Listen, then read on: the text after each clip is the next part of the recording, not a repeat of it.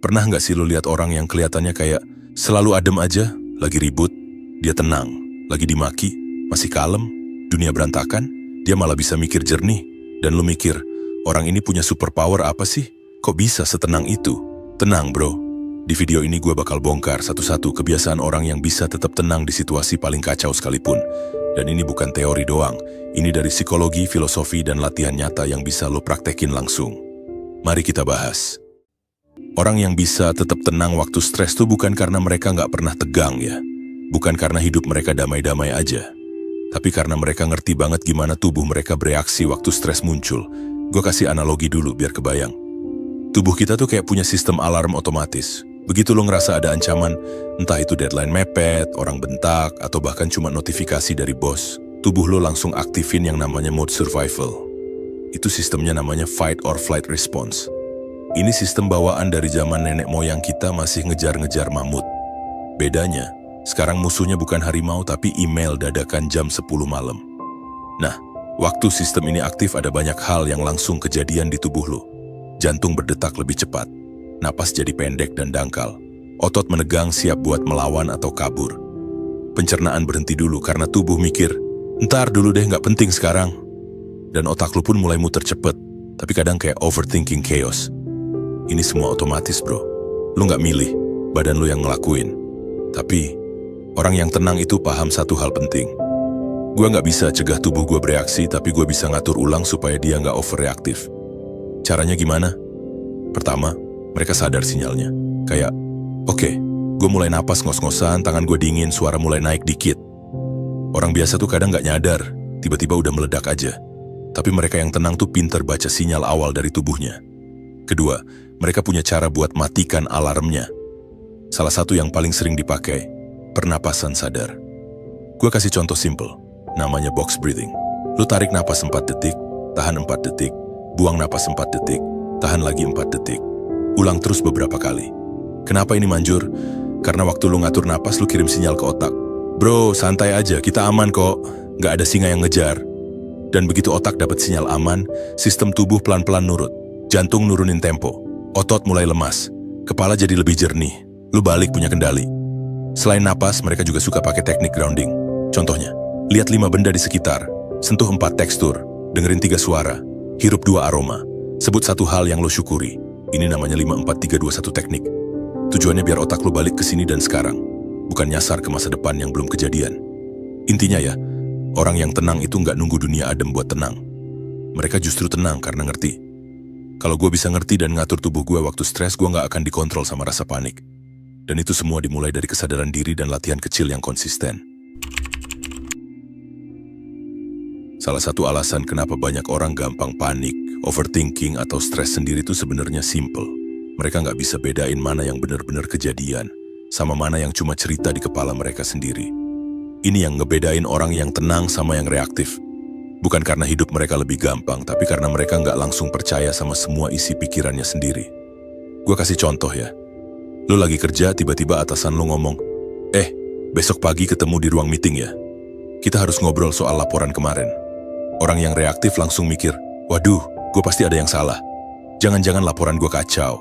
Aduh, bisa-bisa gue dimarahin atau diturunin project. Padahal faktanya apa? Cuma satu. Besok lu diminta ketemu buat ngobrol soal laporan. Itu doang. Titik. Yang bikin stres, cerita yang lu tambahin sendiri. Lu ngebayangin dia bakal marah. Lu ngebayangin laporan lu jelek. Lu ngebayangin semua hal negatif yang belum tentu kejadian. Nah, orang yang tenang tuh nggak langsung ikut muter ke situ. Mereka punya kebiasaan nanya ke diri sendiri, fakta objektifnya apa? Apa yang sebenarnya gue tahu, dan apa yang cuma asumsi? Mereka bisa pause dan mikir, oke, dia bilang mau ngobrol soal laporan. Nggak ada nada marah. Belum tentu buruk. Mungkin dia mau kasih masukan, atau malah muji, atau kasih tanggung jawab baru. Dengan mikir kayak gitu, emosi lu nggak langsung naik. Karena lu nahan diri buat nggak asal percaya sama cerita yang otak lu lempar. Karena emang gini loh, otak kita tuh jago banget bikin film horor dari satu kejadian kecil. Dan film horor itu nyedot energi, bikin cemas, bikin capek mental, padahal semuanya belum tentu benar. Yang menarik, ini bukan cuma masalah pikiran doang, tapi juga efek ke tubuh. Begitu lu percaya sama cerita kepala lu yang negatif, tubuh lu ikut bereaksi. Jantung deg-degan, napas sesak, perut mules, padahal lu belum ngapa-ngapain, belum kejadian apapun. Makanya penting banget buat pisahin 2 hal. 1, Apa yang beneran kejadian? 2. Apa yang cuma interpretasi lu tentang kejadian itu? Dan ini bukan cuma soal kerjaan atau situasi serius ya. Contoh kecil, temen lu nggak bales chat, otak lu langsung, dia ngambek ya? Gue ada salah ngomong ya kemarin? Jangan-jangan dia udah nggak suka temenan sama gue? Padahal, faktanya dia belum bales chat. Udah. Mungkin dia sibuk, mungkin HP-nya mati, mungkin lagi pengen off dulu. Yang bikin lo overthinking ya karena lo naruh asumsi seolah itu kebenaran. Jadi, orang yang tenang tuh punya mental filter. Setiap kali ada kejadian, mereka saring dulu. Ini fakta atau opini? Ini realita atau cuma narasi kepala gue sendiri? Dan begitu lo mulai jago ngelakuin itu, lo nggak gampang ditarik ke drama yang lo ciptain sendiri. Lo bisa ambil keputusan lebih tenang, lebih rasional, dan gak capek batin. Intinya gini bro, gak semua yang lo pikirin itu bener. Dan lo gak harus percaya sama semua suara di kepala lo. Kalau lo bisa latih diri lo buat bedain fakta sama cerita, hidup lo bakal jauh lebih ringan. Jadi gini, orang yang tenang itu bukan berarti mereka gak punya emosi. Mereka bisa aja kesel, kecewa, tersinggung, atau jengkel sama kayak orang lain. Bedanya mereka gak langsung bereaksi. Mereka nahan dulu. Ada jeda. Dan di jeda itulah mereka ambil alih kendali. Banyak dari kita tuh sering banget autopilot. Ada yang nyenggol dikit langsung naik. Dapat pesan yang nadanya nyolot langsung bales panjang-panjang. Ada hal nggak sesuai ekspektasi langsung misuh-misuh lempar barang marah-marah. Itu karena kita nggak ngasih ruang buat berpikir sebelum bertindak. Orang yang tenang tuh punya kebiasaan. Pause, lalu pilih respons. Dan ini bukan cuma soal elegan tapi soal efektivitas juga. Gue kasih contoh. Lu lagi di jalan buru-buru tiba-tiba ada motor nyalip dari kiri sambil marah-marah nggak jelas. Refleks lu? Pingin maki balik. Tapi lu jeda sebentar dan mikir, kalau gue ladeni, ini bakal jadi panjang. Emosi gue bakal kacau, mungkin bisa ribut, telat sampai tujuan, dan nyesel seharian. Nah, orang yang tenang tuh selalu mikir ke depan. Dia nggak mau satu emosi kecil ngancurin energi satu hari penuh. Ada istilah keren buat ini dalam dunia psikologi, response gap, atau jeda antara stimulus dan reaksi. Disitulah tempatnya kebebasan lo. Semakin panjang jeda itu, semakin besar kendali yang lo punya atas hidup lo. Dan biasanya, sebelum mereka respon, mereka juga ngasih nama dulu ke emosi yang mereka rasain. Bukan cuman, gue marah, tapi lebih detail. Gue ngerasa nggak dihargai. Gue ngerasa dipojokkan. Gue ngerasa takut gagal. Dengan kasih nama yang tepat, emosi lo jadi lebih jinak. Otak lo nggak lagi cuma bereaksi, tapi mulai mikir, oke, ini bisa diatur. Kadang mereka juga latihan buat nanya ke diri sendiri sebelum ambil sikap, apa respons gue ini bakal bikin keadaan lebih baik? Apa gue akan nyesel nanti kalau gue ikutin emosi sekarang? Apa ini sesuai sama versi diri terbaik gue? Dan percayalah, itu butuh latihan. Bukan sekali langsung jago, tapi makin sering lu tahan, makin kuat otot mental lu. Kebiasaan nahan dulu sebelum ngerespons ini juga penting banget dalam komunikasi. Misalnya, pasangan lu ngomong sesuatu yang nyelekit. Kalau lu langsung bales, perang bisa pecah. Tapi kalau lu jeda, tarik napas dan bilang, gue denger lu, tapi gue butuh waktu bentar sebelum jawab. Boom. Damage-nya turun jauh. Komunikasinya lebih sehat. Atau dalam kerjaan, bos lu kritik kerjaan lu di depan orang lain. Refleksnya, pingin bantah, bela diri, atau malah diam tapi sakit hati. Tapi lu tahan dulu, tarik jeda, dan mungkin baru balas dengan kalimat, noted pak, saya akan evaluasi dan perbaiki. Dan lu bisa omongin secara pribadi setelahnya. Hasilnya, jauh lebih elegan. Lu terlihat profesional dan tetap punya martabat. Intinya gini, respons yang bagus itu butuh waktu. Dan waktu itu bisa lu ambil kalau lu sadar dan ngelatih diri buat gak langsung terpancing. Orang yang tenang itu bukan robot yang gak punya emosi. Tapi mereka manusia yang sadar bahwa gak semua emosi harus dijadikan aksi. Kadang, diam sebentar tuh justru cara terbaik buat ngontrol situasi. Bukan berarti lu kalah, tapi lu lagi menangin diri lu sendiri. Orang yang kelihatan tenang, kalem, gak gampang panik itu bukan karena hidup mereka bebas masalah. Justru mereka juga punya banyak hal yang bikin stres, bikin cemas, bikin capek. Tapi bedanya satu, mereka tahu mana yang bisa mereka kontrol dan mana yang enggak. Ini kelihatannya simple ya, tapi efeknya gede banget. Soalnya banyak dari kita tuh capek bukan karena masalahnya berat, tapi karena kita naruh energi ke hal-hal yang sebenarnya nggak bisa kita kendaliin. Contoh nih ya, kita nggak bisa kontrol cuaca, tapi kita ngedumel sepanjang jalan karena hujan. Kita nggak bisa kontrol omongan orang, tapi kita mikirin semalaman kata-kata mereka. Kita nggak bisa kontrol masa lalu, tapi kita nyalahin diri terus tiap hari. Yang kayak gitu tuh nyedot energi, tapi nggak ngasih solusi. Orang yang fokus ke hal yang bisa mereka kontrol tuh mikirnya gini, gue nggak bisa ngatur apa yang orang lakuin, tapi gue bisa ngatur gimana cara gue ngerespon. Gue nggak bisa jamin semuanya lancar, tapi gue bisa siapin diri sebaik mungkin. Mereka milih buat naruh perhatian ke hal yang produktif, konkret, dan actionable. Misalnya ya, daripada mikir, gimana kalau besok presentasi gue gagal? Mereka ganti jadi, gue bisa belajar lebih banyak sekarang. Gue bisa latihan ngomong biar lebih pede. Gue bisa siapin plan B kalau ada yang nggak sesuai. Gitu terus pola pikirnya. Bukan denial, tapi fokusnya dibalik. Karena gini loh, hal-hal yang nggak bisa kita kontrol itu sebenarnya kayak kabut. Semakin lo masukin energi buat ngelawan kabut, semakin lo tersesat. Tapi waktu lo berhenti, lihat ke tanah, cari pijakan, jalan pelan-pelan sambil pegang kompas, itu artinya lo mulai fokus ke hal yang konkret, hal yang bisa lo kendalikan. Bahkan waktu kondisi benar-benar kaos pun, mereka tetap mikir, di tengah kekacauan ini apa satu hal kecil yang masih bisa gue lakuin? Bisa jadi, tarik napas panjang, nulis prioritas, minum air biar gak dehidrasi, atau cuman ngingetin diri, tenang dulu, jangan buru-buru panik. Simple, tapi powerful. Dan mindset ini juga ngaruh ke emosi lo. Kalau lo terus mikirin hal yang di luar kendali lo, otomatis lo ngerasa powerless kayak korban. Tapi waktu lo fokus ke hal yang bisa lo ubah, pelan-pelan lo ngerasa lebih kuat, lebih tenang, dan lebih siap jalanin apapun. Contoh paling nyata tuh, ngadepin orang lain. Orang nyebelin gak bisa kita ubah. Tapi sikap kita ke mereka, cara kita ngerespon, itu sepenuhnya dalam kendali kita. Bisa jadi kita milih cuekin, atau jawab dengan tenang, atau jaga jarak. Yang penting bukan bikin mereka berubah, tapi bikin kita nggak ikut-ikutan rusak moodnya. Dan lucunya, semakin kita fokus ke diri sendiri dan hal yang bisa kita atur, semakin besar juga pengaruh positif kita ke sekitar. Karena orang lain bakal lihat, oh ini orang tenang ya. Nggak gampang kebawa emosi, tetap jalan terus walau banyak hal nggak ideal. Dampaknya jadi lebih luas. Tapi tetap dimulai dari hal kecil yang bisa dikontrol sendiri. Intinya gini, lu nggak bisa ngontrol arah angin, tapi lu bisa ngatur posisi layar. Dan kadang itu udah cukup buat bawa lu sampai tujuan. Orang yang kelihatan stabil, tenang, dewasa, itu bukan karena mereka nggak pernah gagal atau nggak pernah marah, tapi karena mereka punya satu kebiasaan yang nggak semua orang punya. Mereka rutin ngaca ke dalam. Mereka refleksi diri.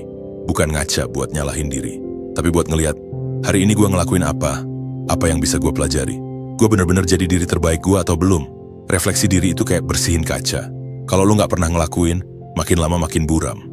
Sampai lu nggak bisa lihat diri lu sendiri dengan jernih. Dan itu bahaya, karena akhirnya lu hidup dalam mode otomatis. Asal jalan, asal reaksi, asal ngomong, tanpa sadar apa yang lu tanam dan lu timbulin. Orang yang reflektif itu biasanya punya momen-momen khusus, gak perlu drama. Cuma duduk, diam, dan mikir. Apa yang sebenarnya gue rasain hari ini? Tadi gue kesel banget. Tapi kenapa ya? Apa karena orangnya? Atau sebenarnya gue yang lagi capek? Gue marah karena orang lain? Atau karena ekspektasi gue sendiri gak dipenuhi? Mereka gali, mereka korek. Mereka gak langsung lempar semua salah keluar. Dan ini yang bikin mereka beda. Refleksi itu bukan nyari siapa yang salah, tapi lebih kenanya. Apa peran gue dalam kejadian ini? Karena dari situ, lo bisa belajar, lo bisa tumbuh. Tanpa refleksi, lo bakal ngulang pola yang sama, ketemu masalah yang sama. Dan herannya, lo juga bakal nyalain hal yang sama. Misalnya nih, lo ngerasa semua atasan lo toksik. Tiap pindah kerja selalu ngerasa nggak dihargai. Kalau nggak pernah refleksi, lo bakal terus mikir, lingkungan gue salah, orang-orang di sekitar gue selalu bermasalah. Tapi kalau lo punya kebiasaan refleksi, lo mungkin bakal sadar. Gue selalu nahan unek-unek sampai akhirnya meledak. Atau, gue kurang komunikasi dari awal, jadi orang lain salah paham. Dan dari situ, lo punya peluang buat ubah sesuatu. Itu kekuatan refleksi diri. Kadang refleksi juga muncul dari pertanyaan-pertanyaan kecil, kayak, apa momen yang paling bikin gue bersyukur hari ini? Apa satu hal yang gue sesali hari ini? Kalau hari ini bisa gue ulang, bagian mana yang pengen gue lakuin dengan lebih baik? Dan lo nggak harus nulis panjang-panjang. Kadang cukup 5 menit sebelum tidur. Atau pas lagi di motor, bengong di lampu merah. Yang penting, lo kasih waktu buat ngobrol sama diri sendiri. Karena seringnya, jawaban dari kebingungan kita tuh udah ada di dalam. Kita aja yang nggak pernah nyempetin dengerin. Dan ini yang keren. Semakin sering lo refleksi, semakin cepat lo kenal pola diri lo sendiri. Lo bakal mulai nyadar, oke, tiap gue kurang tidur, gue jadi gampang nyolot. Kalau gue nggak olahraga seminggu, mood gue hancur. Kalau gue terlalu banyak buka sosmed, gue mulai ngerasa nggak cukup dan insecure. Dan begitu lo tahu pola lo bisa ambil langkah sebelum semuanya kacau. Refleksi diri juga bikin lo lebih empati ke orang lain. Karena lo ngerti bahwa semua orang tuh lagi bawa beban masing-masing. Lo nggak gampang ngejudge karena lo juga ngerti gimana rasanya chaos di dalam kepala. Akhirnya, lu gak cuma jadi lebih tenang, tapi juga lebih bijak dalam ngadepin dunia yang kadang gak sesuai ekspektasi. Intinya, refleksi diri itu bukan buat cari salah, tapi buat ngasih ruang buat tumbuh, dan lu gak perlu tunggu hidup berantakan buat mulai. Cukup tanya diri lu pelan-pelan, gue udah jujur belum hari ini? Gue udah ngelangkah sesuai nilai gue belum? Kalau gue ketemu versi diri gue 5 tahun lalu, apa yang dia bakal bilang? Jawaban dari pertanyaan-pertanyaan kayak gitu kadang bisa ngebuka pintu yang kita nggak pernah sadar selama ini kita kunci sendiri. Orang-orang yang hidupnya kelihatan kalem, nggak panikan, dan nggak gampang goyah itu biasanya punya satu hal yang kelihatannya sepele tapi efeknya besar. Rutinitas mereka stabil. Bukan berarti hidupnya monoton ya, tapi mereka punya pola. Mereka punya struktur. Dan struktur itu yang jadi pondasi di tengah dunia yang seringkali chaos. Lu pernah nggak sih ngerasa hari lu kacau? Bangun kesiangan, buru-buru, belum makan, langsung kerja, kerjaan numpuk, stres, terus marah ke hal-hal kecil. Padahal nggak ada kejadian besar juga. Nah itu biasanya karena nggak ada ritme, nggak ada rutinitas yang lu pegang. Dan orang-orang yang stabil secara emosi tuh ngerti banget pentingnya punya anchor harian. Hal-hal kecil yang mereka ulang tiap hari. Buat ngebangun rasa aman di dalam diri sendiri. Contohnya, bangun pagi jam segitu-gitu aja. Langsung minum air putih, duduk sebentar, mungkin journaling atau stretching, bukan buat keren-kerenan, tapi buat bikin diri mereka centered. Mereka nggak mulai hari dengan buru-buru, mereka mulai hari dengan kesadaran. Terus mereka juga tahu kapan waktunya kerja fokus, kapan waktunya istirahat. Mereka bikin batas. Karena mereka sadar, kalau nggak dikasih batas, hidup ini bisa narik lu kemana-mana dan akhirnya lu capek, tapi nggak jelas kenapa. Yang menarik, rutinitas mereka juga nggak selalu produktif banget. Kadang ada bagian yang santai. Kayak jalan sore, duduk ngopi sore, baca buku sebelum tidur. Tapi justru itu yang bikin mental mereka stabil. Karena rutinitas bukan soal kejar target, tapi soal ngisi ulang energi secara konsisten. Dan ini juga penting.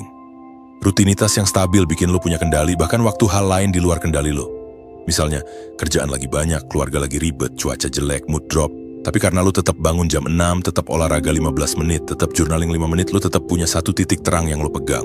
Kayak pegangan di kapal pas badai datang. Dan rutinitas itu nggak harus ribet, kadang cuma sesimpel.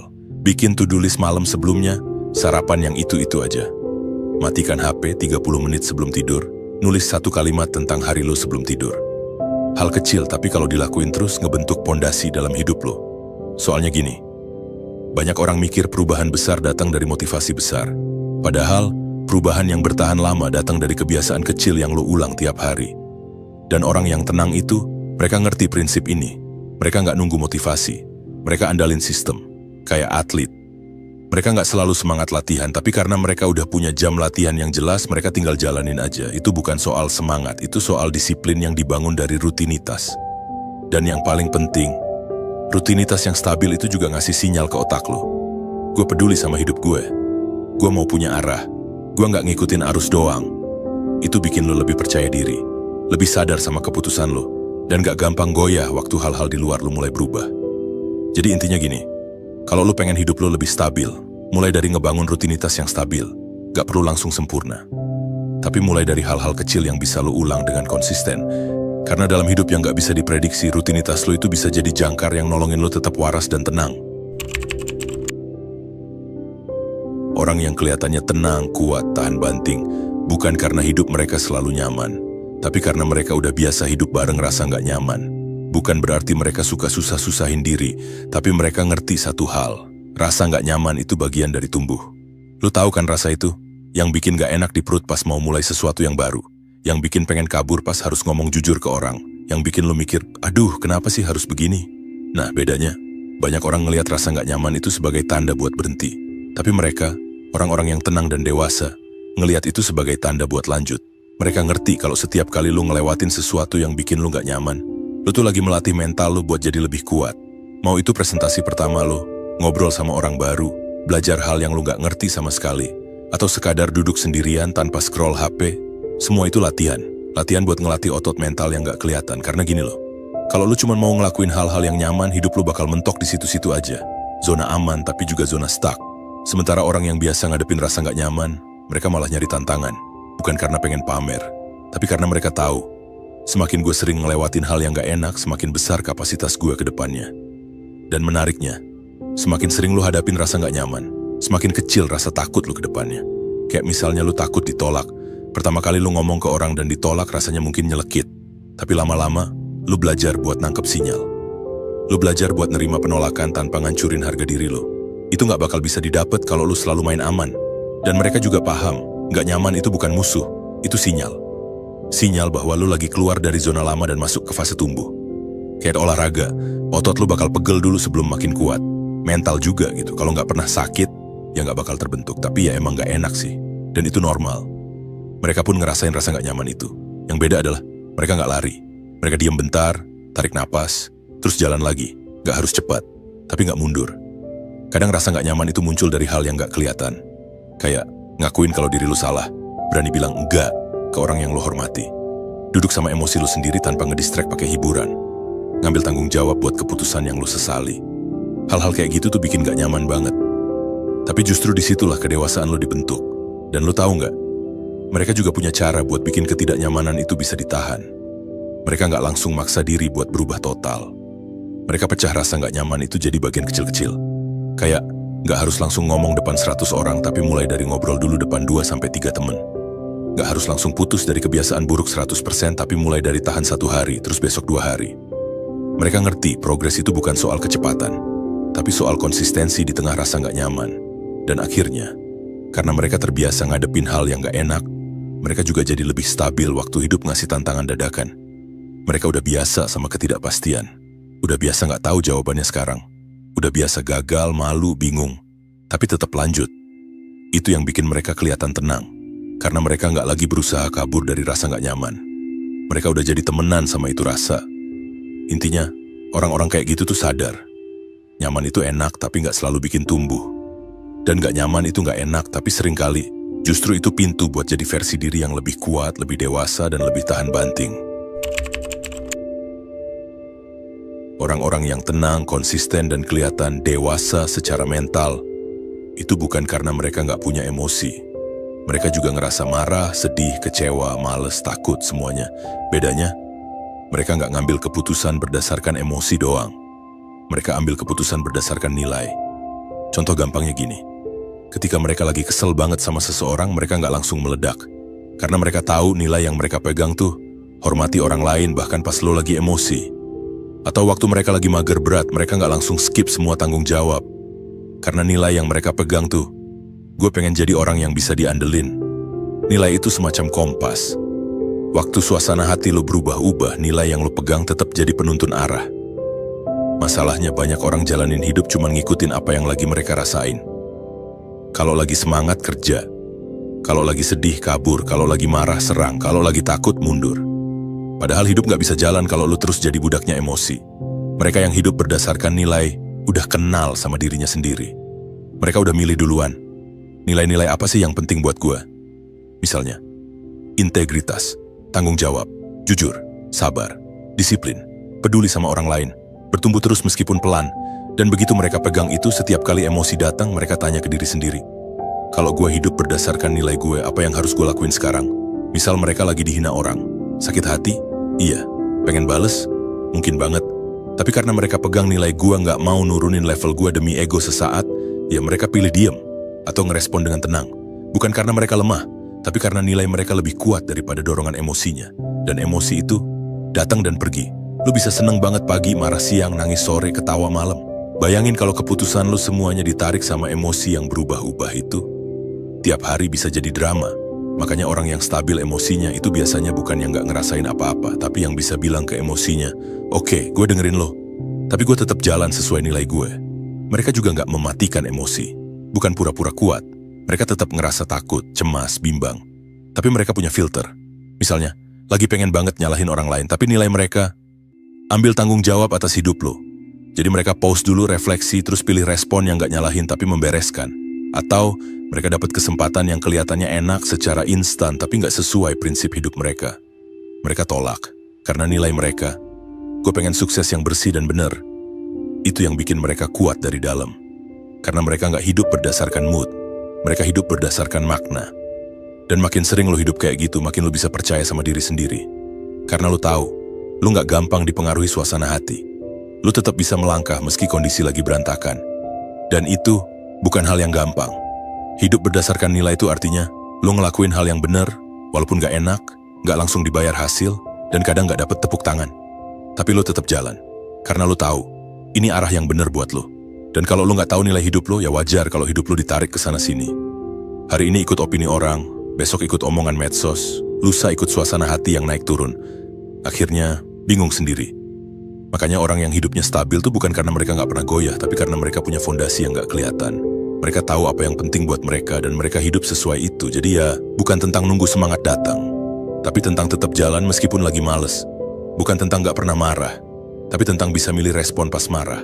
Bukan tentang selalu bahagia, tapi tentang tetap pegang prinsip pas lo lagi jatuh. Itu semua lahir dari satu hal. Mereka hidup berdasarkan nilai, bukan emosi. Jadi, orang yang selalu tenang bukan karena mereka dingin atau cuek, tapi karena mereka punya kebiasaan mikir, ngerasain, dan ngelola diri dengan sadar. Tenang itu bukan bakat, tenang itu skill. Dan kabar baiknya, skill ini bisa lo latih mulai hari ini.